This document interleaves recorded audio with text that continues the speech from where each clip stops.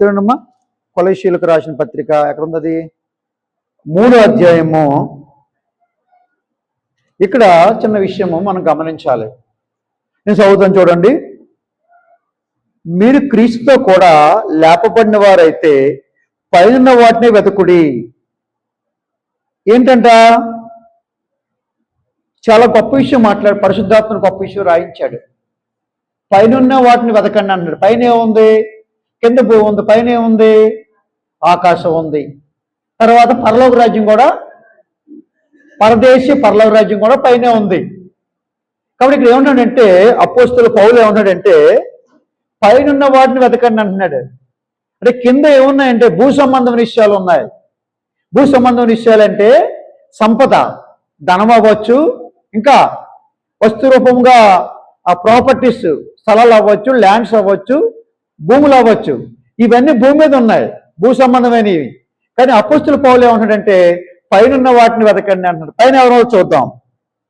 పైన వాటి మీదే కానీ భూ సంబంధమైన వాటి మీద మనసు పెట్టుకొనకుడి. యాలనగా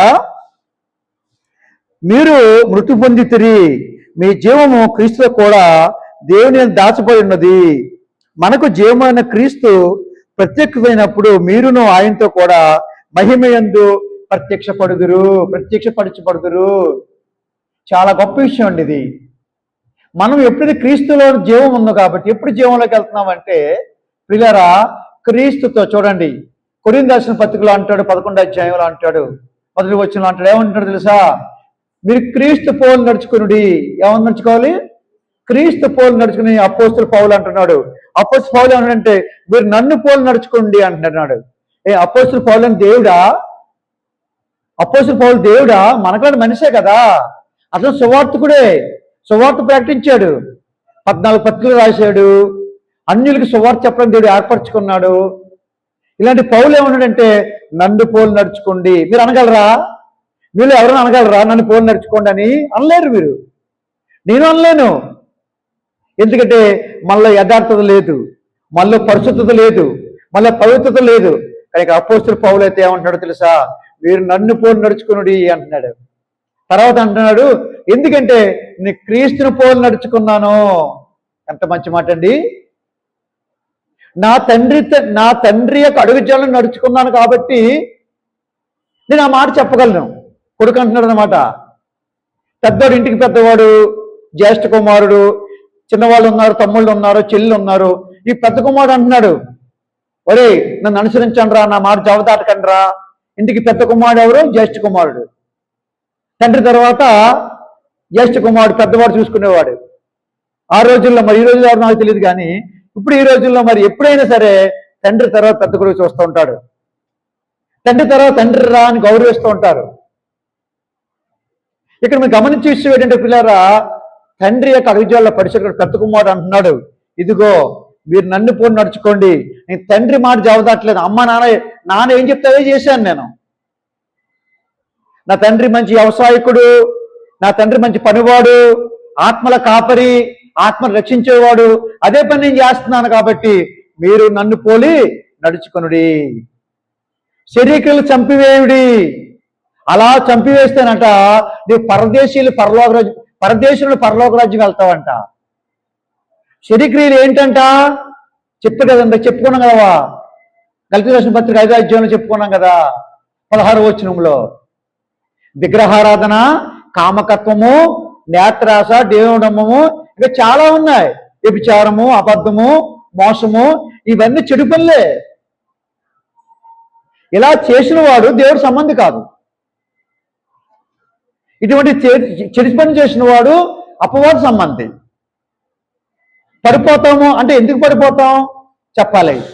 నేను క్రైస్తవుడు కదా, నేను పడిపోతున్నా లెగిస్తాను అని చెప్పి బాబు చెప్పాడు ఇందాక. ఆ మాట పాల్ గారు చెప్పారు.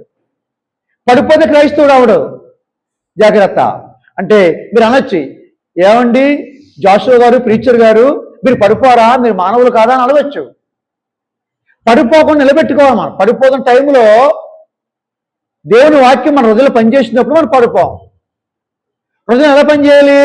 దేవుని వాక్యం ఎలా పనిచేస్తుందంటే వాక్యం చదువుడు ద్వారా, వాక్యం వినడం ద్వారా, దేవుని వాక్యం స్టడీ చేయడం వల్ల మనం పడిపోకుండా ప్రార్థన కూడా చేసుకోవాలి. అలా ఉన్నప్పుడు మనం పరిశుద్ధంగా పవిత్రగా ప్రతి ఆదివారం ప్రభురాత్రి భోజనం ఇస్తాం మేము. ఆదివారమున రొట్టె విరిచి కూడినప్పుడు అపోస్తుల పౌలు అంటున్నాడు, అపోస్తుల కార్యాలు 20:7 ప్రతి ఆదివారం మేము ఈ ద్రాక్ష రసము రొట్టె ఇస్తున్నాం. దేవుని ఆజ్ఞది. నెలకొకసారి కాదు, 6 నెలలకోసారి కాదు. ఆయన శరీరము తిని ఆయన రక్తం త్రాగితేనే జీవం కలిగిన వాడు. కాబట్టి పిల్లలు ఎందుకు చెప్తున్నంటే ప్రతి ఆదివారం రొట్టె ఇవ్వాలి.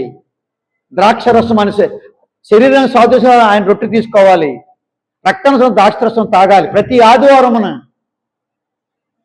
కాబట్టి వాక్యానుసారంగా మన జీవితం కొనసాగించాలి. క్రీస్తును పోలి నడుచుకోవడం అంటే వాక్యానుసారంగా నడవాలి. చెప్పండి, వాక్యానుసారంగా నడవాలి. అది క్రీస్తుని పోల్చుకోవడం అంటే, క్రీస్తు పోలి నడుచుకోవడం అంటే. ఎంత ధైర్యం ఉంటే చెప్పగలిగిన మాట నేను చెప్పగలను. మీరంతా సంఘస్థులు, సహోదరులు, నేను చెప్తున్నాను ఈరోజు ఈ ఆదివారం సాయంకాల సమయంలో, ఈ సండే మీరు నన్ను పోలి నడుచుకోండి. నేను క్రీస్తుని పోలి నడుచుకుంటున్నాను. కాబట్టి చాలా జాగ్రత్తగా మనము పైనున్న వాటిని వెతకాలి. పైన ఏముందంటే నిత్య జీవం, పరలోక రాజ్యం ఉంది. దేవుడు కృపాలోసం కూర్చున్న క్రీస్తు ప్రభు వారు అక్కడ ఉన్నారు. ఒకే ఒక్క వెళ్ళాడు పరలోక రాజ్యం, ఆయనే ప్రభు అని యేసుక్రీస్తు. ఆయన తప్ప ఎవరికి పరలోక రాజ్యం వెళ్ళలేదు. మీరు అడగొచ్చు, అయ్యా మరి ఆదాం మొదలుకుని ఇప్పటి వరకు ఎక్కడున్నారు వీళ్ళని? మన భక్తులు ఎక్కడున్నారు? ప్రతి ఒక్కరూ నిద్రించారు, చనిపోయారు క్రీస్తునందు. వాళ్ళంతా ఎక్కడున్నారంటే దేవుడు ఒక స్థలం నిర్ణయించాడు వాళ్ళ కోసం, పరిశుద్ధుల కొరకు. అదే